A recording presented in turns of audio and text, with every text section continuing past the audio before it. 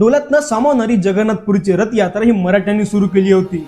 तर चला बघू जगन्नाथपुरीचा आणि मराठ्यांचा गौरवशाली इतिहास। तर 16व्या शतकापासूनच ओडिसा आणि बंगाल प्रांत हा मुघल साम्राज्याचा भाग होता। त्यामुळे या परकीय इस्लामिक आक्रांताद्वारे जगन्नाथ मंदिर अनेकदा लुटलं गेलं आणि मंदिरातील मूर्ती सतत लपवण्यात आली आणि कालांतराने जगन्नाथपुरीची रथयात्रा ही कायमची बंद करण्यात आली। पुढे 18व्या शतकात शंभूपुत्र शाहू महाराज हे छत्रपती झाले आणि मराठा साम्राज्य संपूर्ण भारतवर्षावर आपले पंख पसरवू लागला।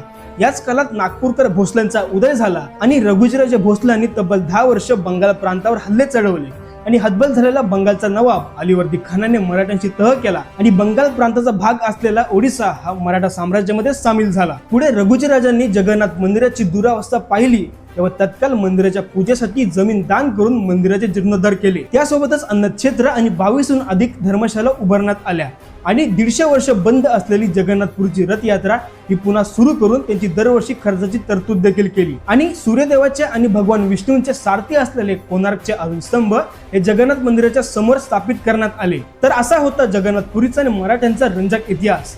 जर ही व्हिडिओ तुम्हाला आवडली असेल तर लाईक, शेअर आणि कमेंट नक्की करा आणि अशाच व्हिडिओ पाहण्यासाठी आत्ताच फॉलो किंवा सबस्क्राईब करा।